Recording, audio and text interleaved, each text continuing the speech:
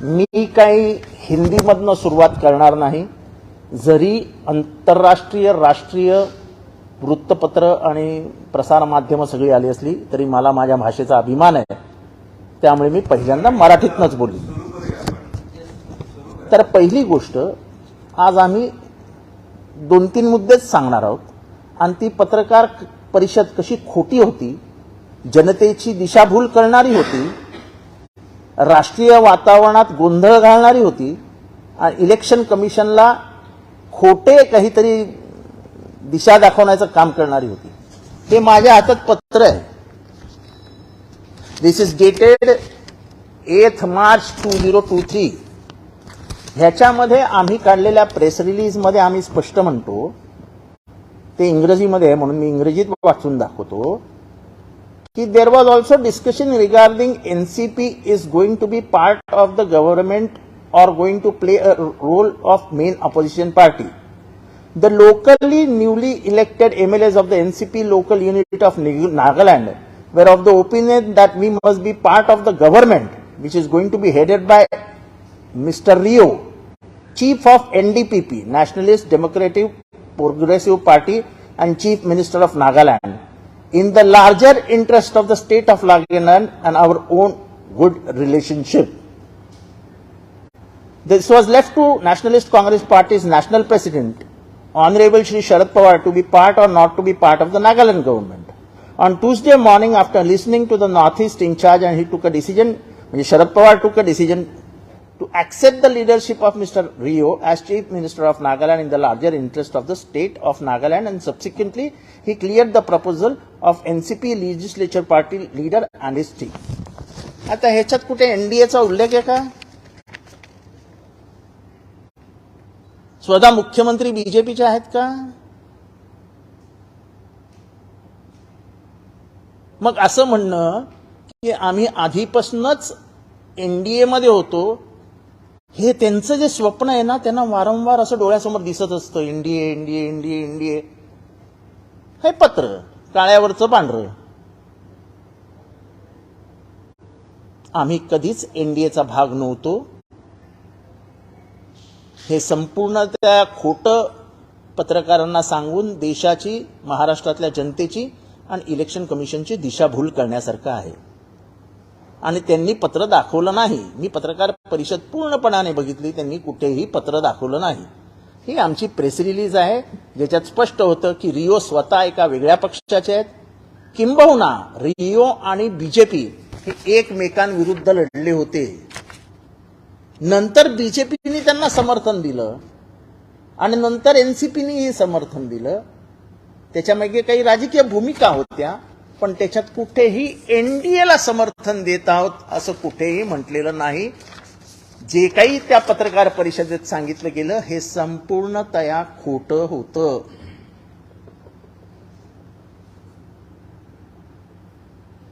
इतक्या मोठ्या माणसाने इतकं खोटं बोलावं हे अपेक्षित नाही.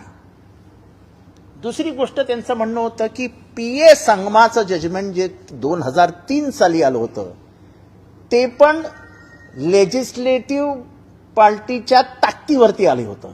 2003 किती? 2023 मध्ये शिवसेनेचं जजमेंट आलं. मग त्यांनी सांगितलं की शिवसेनेच्या एकंदर जे काही केसेस चालू आहे त्याचा आमचा काही संबंध नाही, दोन पक्षांचा. असं नाहीये. दोघाही पक्षांची जी काही वैधानिक बाजू आहे, जी काही कायदेशीर बाजू आहे, ती तशीच आहे. डायरेक्टर तेच आहेत, पटपथालेखक लेखक तेच आहेत, डायरेक्टर ऍक्टर सगळे तेच आहेत, प्रोड्युसर पण तेच आहेत, फक्त बदललेत ऍक्टर्स. बाकी पिक्चर तोच आहे. त्यात काही फरक नाही. आता पीए संगमाच्या 20 वर्षानंतर जजमेंट आलं शिवसेनेचं, आणि शिवसेना जजमेंटमध्ये सुप्रीम कोर्ट काय म्हणतं हे फार महत्वाचं आहे. सुप्रीम कोर्ट म्हणतं, page number 110 of the Supreme Court judgment on Shiva Sena, dated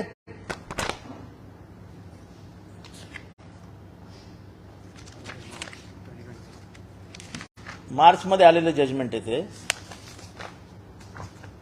in arriving at this decision, हे असं सुप्रीम कोर्ट म्हणतं, it is not necessary for the ECI to rely on the test of majority in the legislature alone. हे महाराष्ट्राच्या बाबतीत म्हणतंय. In cases such as the present one, it would be futile, म्हणजे काय अर्थ राहणार नाही, to assess the group enjoys a majority in the legislature. Rather, the ECI must look into the other test to reach to a conclusion under paragraph 15 of the Symbols Order. The other test may include evaluation of the majority in the organizational wings of the political party and analysis of the provisions of the party, constitution or any other appropriate test.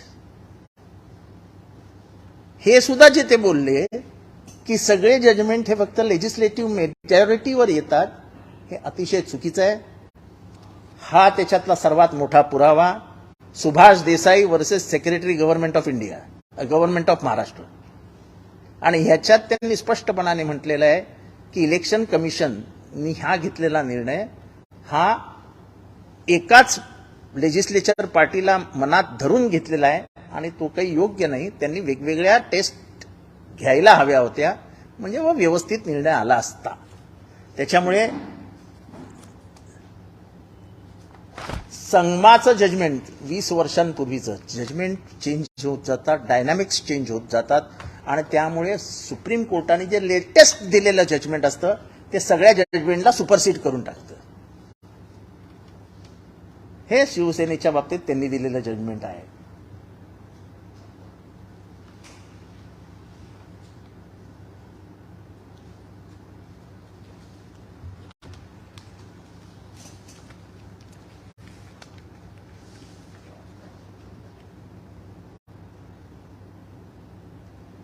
आणि हे सर्वात महत्वाचं आहे की if the faction which enjoys the majority in the house is disqualified soon after being adjudicated to be the political party, the very foundation of their claim of being the political party no longer subsists.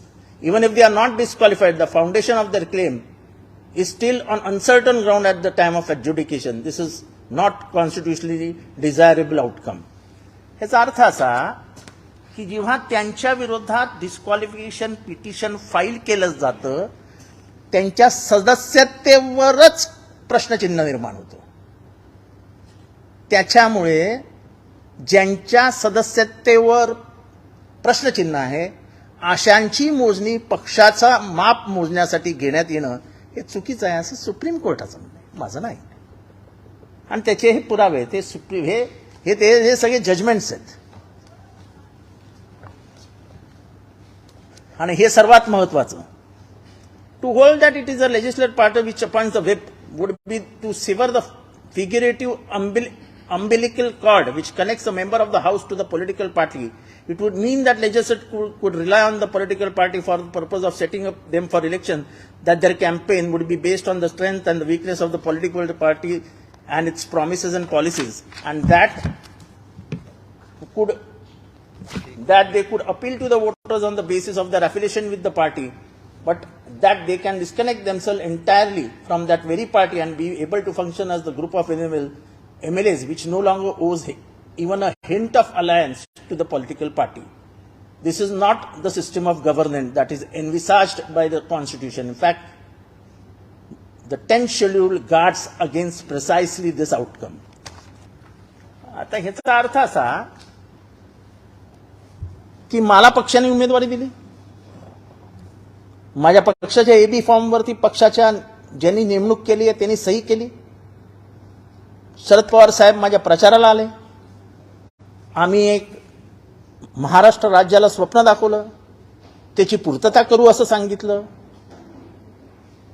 हे सांगितल्या नंतर लोकांनी घड्याळाचं button दाबून आम्हाला मतदान केलं.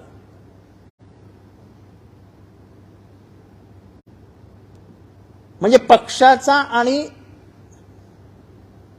निवडून आलेल्या उमेदवाराचा संबंध किंवा पडलेलाही उमेदवाराचा संबंध काय आहे, तर पक्षाने दिलेले शब्द हे लोकांनी प्रमाण मानले आणि त्यांनी उमेदवारांना निवडून देऊन आमदार केलं.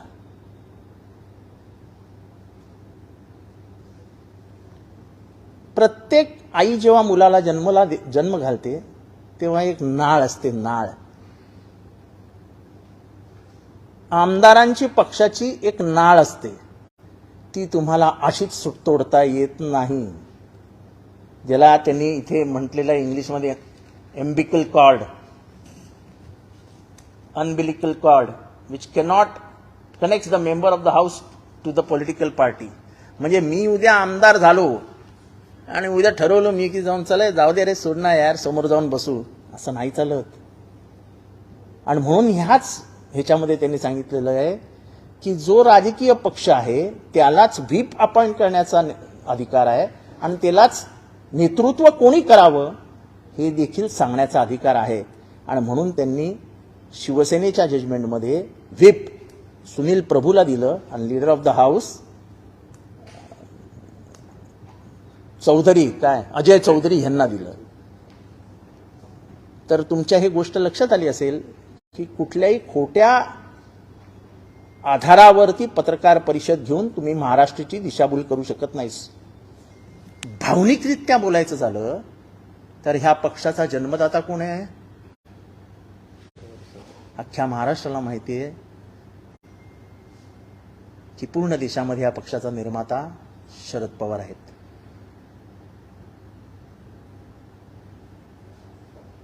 जे नेतृत्व आज त्यांच्या विरुद्ध बोलताय त्या नेतृत्वाचा जन्मदाता कोण आहे? कोणाची हिंमत आहे का बोलण्याची की आम्ही आमच्या पायावर उभा आहोत? त्यांच्या पायाला बळ सुद्धा माझ्याच बापाने दिलं. आणि ह्या बळकट दिलेल्या पायाने तुम्ही अख्ख्या पक्षाचं झाड ओढून तोडून घेऊन जाणार असाल तर ते जगाला दिसतंय तुमचं वागणं. पण हे वागणं तुमचं दिसत असताना तुम्ही खोटं कशाला बोलताय की आम्ही एनडीए मध्ये होतो, आम्ही एनडीएला जाण्यासाठी पत्र दिलं होतं. अरे बाबांनो, तुमच्या मनात अनेक वर्षांपासून होतं, ते काही सत्यात उतरलं नाही, पण ते सत्यात होतं असं तुम्हाला म्हणजे ते तुमच्या स्वप्नात ध्यानी मनी असे ते स्वप्नी दिसे असं म्हणतात ना मराठीमध्ये, तसं आहे. ते स्वप्नातच होतं, एनडीएत जाऊया, एनडीएत जाऊया, एनडीएत जाऊया. एनडीएत जाण्याबाबत कुठलंही पत्र आजपर्यंत शरद पवारांच्या सहीने किंवा त्यांच्या मान्यतेने कुठेही राजकीय दृष्ट्या देण्यात आलेलं नाही. ही जी काही पत्रकार परिषद होती ही फक्त खोट्या नाट्याने भरलेली होती. आज आम्ही फक्त हे 2 सत्य तुमच्या समोर आणलेली आहेत. उद्या पिक्चर की दूसरी बाजू कल शुरू हो जाएगी. आज असत्य के प्रयोग पे आधारित उनके पत्रकार परिषद में जो कुछ कहा गया उस पे सत्य का प्रमाण क्या है यह हमने कागजों में दिखा दिया. हमने आपके सामने कागज रख दिए जिसपे हम ये साफ कह रहे हैं कि एनडीए में जाने के लिए कोई पत्र व्यवहार नहीं हुआ था.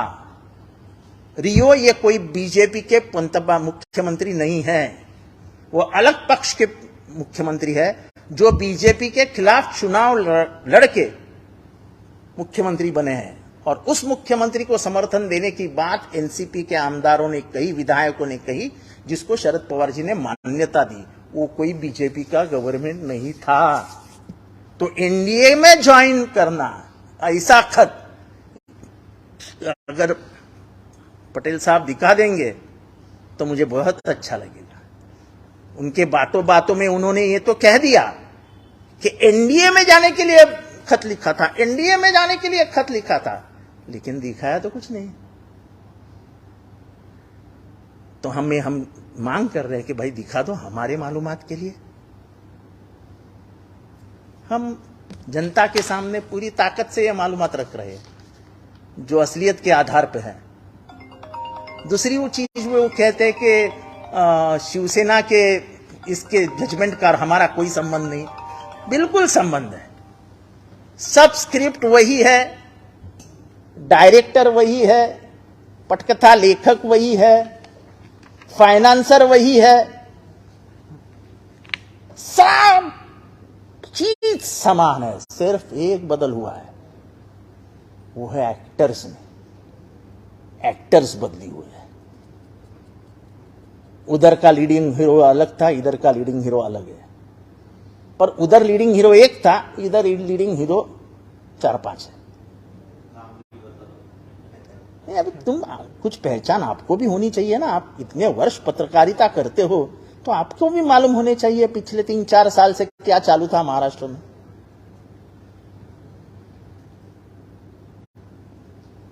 दूसरी चीज जो उन्होंने संगमा के जजमेंट का कहा 2003 के, तो 2003 के बाद 20 साल के बाद एक जजमेंट आया जो शिवसेना से निगडित है, जो महाराष्ट्र के आज के इस राजनीति में जो कुछ दावे चल रहे हैं उसके ऊपर आया।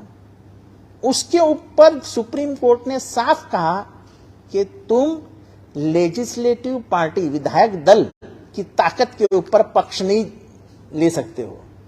पक्ष की बहुत सारी बातें होती हैं, उसको परिप्रेक्ष्य में रख के ही आपको निर्णय लेना होगा। उन्होंने इलेक्शन कमीशन से कहा, उन्होंने कहा कि पॉलिटिकल पार्टी और आमदार इनका एक अंदरूनी रिश्ता होता है। जब मां जन्म देती है तो जो जिसको बोलते हैं नाड़, वैसा रिश्ता होता है, वो ऐसा तोड़ा नहीं जाता है। ऐसी बहुत सारी बातें इस जजमेंट में लिखी गई है जो जजमेंट लेटेस्ट आता है उसको जजमेंट को प्रमाण माना जाता है। वो सब जजमेंट को खारिज कर देता है। तो शिवसेना का जजमेंट हमें लगता ही नहीं, उनकी केस कुछ है ही नहीं, हमारे से कोई रिश्ता ही नहीं, ऐसा नहीं होता है। आप भी फूटे, वो भी फूटे, वही केस सुप्रीम कोर्ट में गई, उसी तरीके से चलेगी। तो आपका इस विधान से आप शायद लोगों को मूर्ख बनाना चाहते हैं, लोगों को गलतफहमी लोगों में निर्माण करना चाहते हैं और अपने अस्तित्व को हम हमारे बलबूते पे खड़े हैं ऐसा दिखाना चाहते हैं। पर अगर भावनिक बात कहूं तो क्या इस बात से आप इनकार कर सकते हो कि इस पार्टी का जन्मदाता शरद पवार है? क्या आप इस बात से कभी इनकार कर सकते हो कि तुम्हारी जो आज की लीडरशिप है उसके भी जन्मदाता शरद पवार ही है? तो किसी बाप ने किसी को जन्म दिया है, उस परिवार के किसी लड़के ने पूरा खेत उखाड़ के ले जाना, ये शायद राजनीति के सियासतियों के गलियारों में ठीक रहेगा, लेकिन जनता जब परिवार देखती है, जनता एक परिवार की तरफ देखती है, राष्ट्रवादी एक परिवार था, तब उनको दुख होता है कि जिनको पवार साहब ने जन्म दिया उन्होंने ही उनके पूरे झाड़ को कुल्हाड़ी से काटने की कोशिश की। आप सुप्रीम कोर्ट, हाई कोर्ट, इलेक्शन कमीशन कुछ भी बोलते रहिए, बात यह है कि ये पेड़ लगाया था किसने, इस पौधे का इतना बड़ा वृक्ष बनाया किसने? वो वृक्ष जिसके हाथ में है उससे हाथ से छीनने का नैतिक अधिकार आपको है क्या? आप बार बार कहते हैं कि इलेक्शन कमीशन। मुझे लगता है इनको इलेक्शन कमीशन ने कह दिया है कि भाई तुम हमारा प्रवक्ता मत बनिए, आप तारीख मत दीजिए कि इस तारीख को हो जाएगा, इस तारीख को हो जाएगा। आप लगते कौन हो इलेक्शन कमीशन के? इलेक्शन कमीशन जहां तक हमारी सोच पहुंचती है एक स्वतंत्र बॉडी है जो अपने स्वतंत्र अधिकार रखती है और जिसको संविधान से मान्यता मिली है। वो तो तारीख जाहिर कर रहे थे, इस तारीख को ये निर्णय आएगा, इस तारीख को ये निर्णय आएगा। हम इधर ऐसे धक्का खा रहे थे, अरे ये क्या हो रहा है?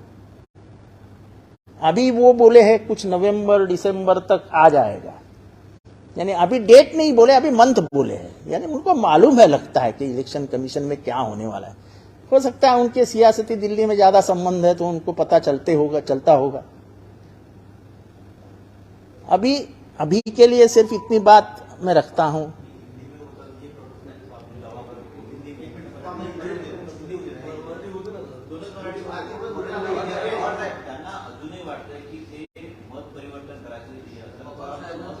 हे बघा, शरद पवारांचं मत परिवर्तन करणं म्हणजे शरद पवार म्हणजे तुम्ही नाही की जे आपल्या आई वडिलांना एका मिनिटात सोडून दुसऱ्या आई वडिलांच्याकडे जातील। शरद पवार तसे नाही आहेत।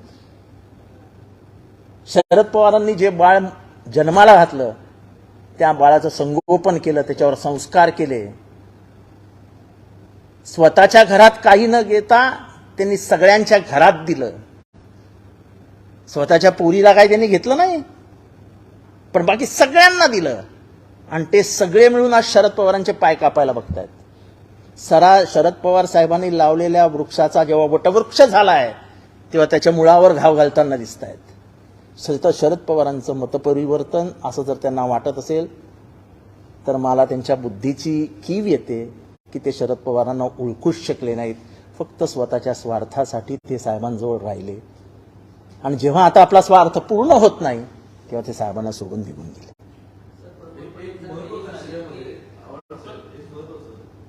तुम्ही 8 मार्चच्या पत्राचा उल्लेख केला. त्यांनी जे पत्राचा उल्लेख केला 23 मार्चचा पत्र आहे. एक गोष्ट त्यांनी क्लिअर केली त्या पत्रामध्ये की आम्ही थेट बीजेपी सोबत किंवा थेट एनडीए सोबत आम्ही जात नाही असं उल्लेख त्यांच्या पत्राला त्यांनी म्हटलेलं होतं. त्यांनी असं म्हटलेलं होतं की तिथले जे सीएम आहेत त्यांना आम्ही एक्झॅक्टली त्यांना आम्ही सपोर्ट करतोय. सो इनडायरेक्टली आम्ही एनडीए सोबत. पण ते एनडीए बरोबर नव्हतेच ना.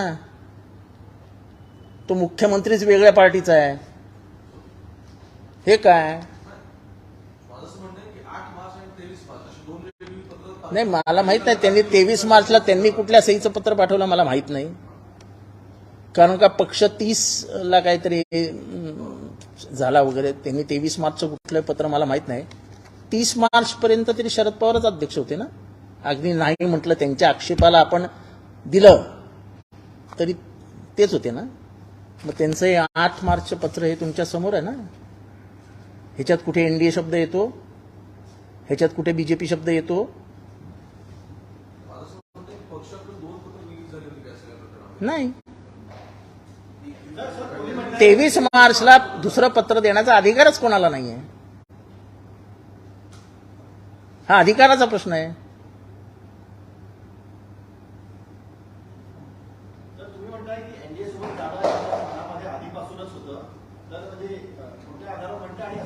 आम्हाला सगळ्यांना माहिती आहे ना. आम्हाला सगळ्यांना माहिती आहे ना. त्यांच्या मनात काय होतं ते ईश्वर जानो. त्यांचं त्यांना माहित असावं. मला माहित नाही त्यांच्या मनात काय आहे. पण पवार साहेबांनी एक विचारधारा 65-70 वर्ष आपल्या खांद्यावर वाहिली आहे. आज महाराष्ट्राच्या पुरोगमित्वाचा चेहरा, फुले शाहू आंबेडकरांचा चेहरा कोण असं जर महाराष्ट्रातल्या कॉलेजला जाणाऱ्या विद्यार्थ्यालाही विचारलं तर तो बोट शरद पवार साहेबांकडे दाखवतो. ती विचारधारा सोडून ते जातीयवादी शक्तींबरोबर जातील हे म्हणजे अपेक्षित म्हणजे विचार करण्याच्या पलीकडचं आहे. त्याच्यामुळे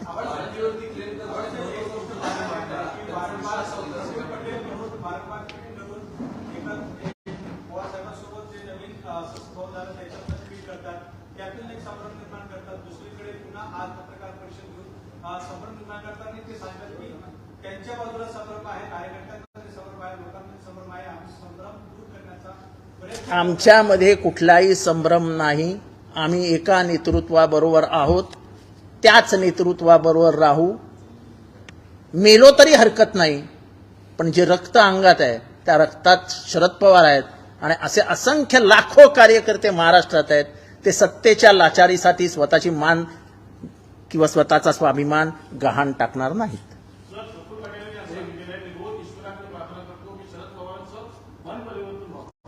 ते कुठल्या ईश्वराला प्रार्थना करतात माहित नाही. पण आमच्या विठ्ठलाचं मतपरिवर्तन होणं हे इतकं शक्य गोष्ट हे वो ना के बराबर आहे.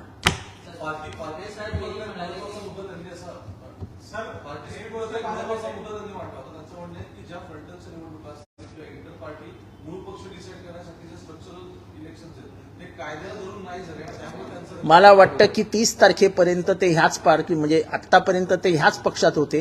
पण सगळ्या पत्रांवरती